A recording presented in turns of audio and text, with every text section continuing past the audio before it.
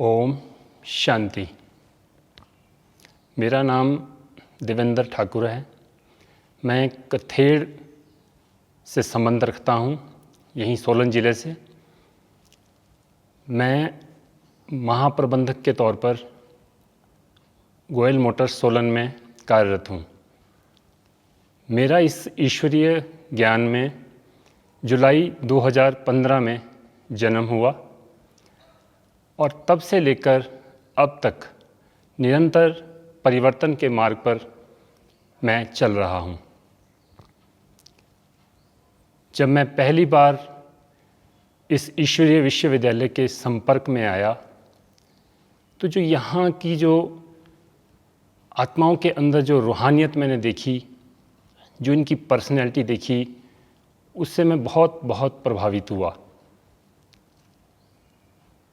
जीवन तो हम पहले भी जी रहे थे, लेकिन पहले का जीवन और ईश्वरीय ज्ञान में चलने के बाद का जीवन में बहुत बहुत बड़ा परिवर्तन है। पहले जैसे हमने अपने बड़ों से सीखा कि सुबह जल्दी उठना चाहिए, किंतु जल्दी तो हम उठते थे पर कोई लक्ष्य नहीं था।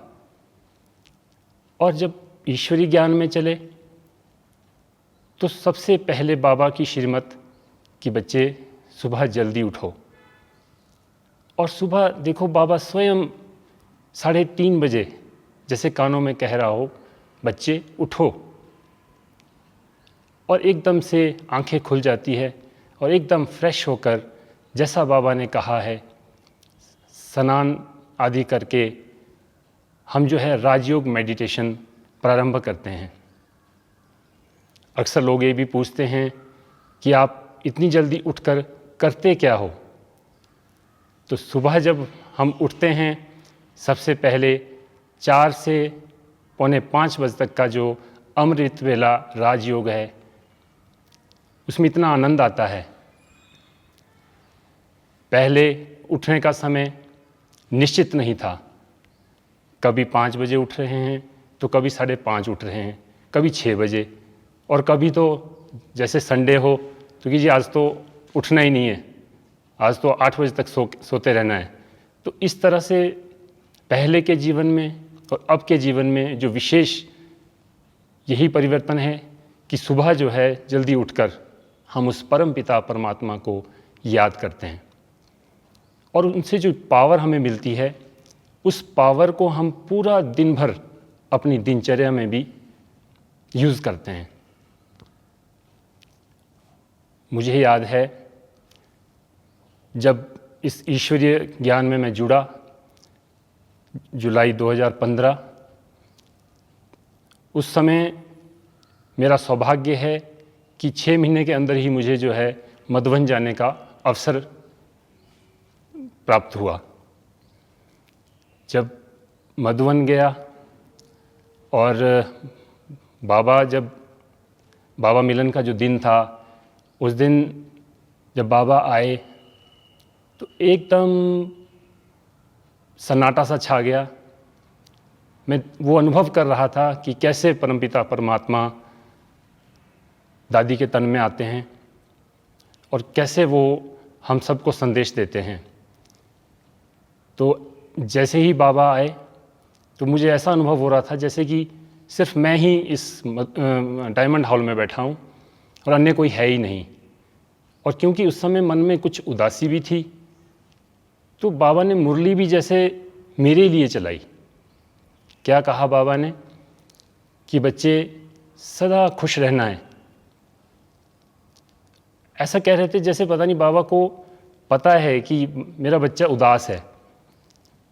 तो जैसे ही बाबा ने कहा कि बच्चे सदा खुश रहना है और खुशी कभी भी गायब ना हो, तो ये महावाक्य जो है बाबा के मुझे हमेशा याद आते हैं। जब भी कभी मन उदास होता है तो एकदम से बाबा के महावाक्य कानों में गूंजते हैं कि बच्चे सदा खुश रहना है।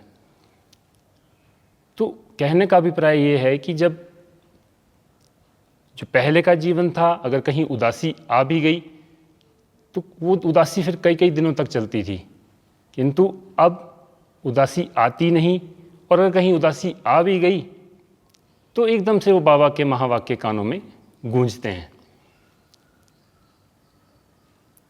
दूसरे, जब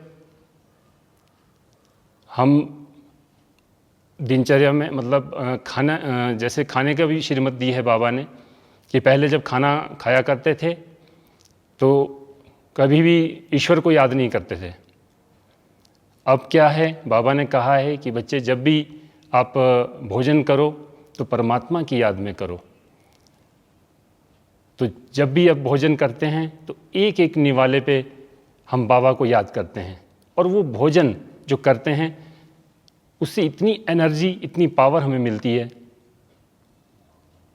उसके बाद अगर हम अपनी दिनचर्या में अपने कार्यक्षेत्र की ओर चलते हैं तो कार्यक्षेत्र में भी पहले जो है क्या रहता था कि कई बार जो आपके संपर्क में व्यक्ति आ रहे हैं, उनके आपके संपर्क में आने से कई बार आप क्रोधित भी हो जाते थे उनके कुछ ऐसा कहने से।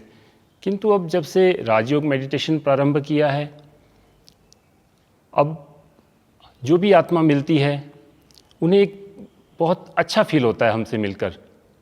उन्हें ऐसा लगता है कि जैसे यहीं से ही निवारण मिलेगा, इन्हीं से ही निवारण मिलेगा। तो ये जो परिवर्तन है ये सिर्फ और सिर्फ राजयोग मेडिटेशन से ही मेरे भीतर आ रहा है।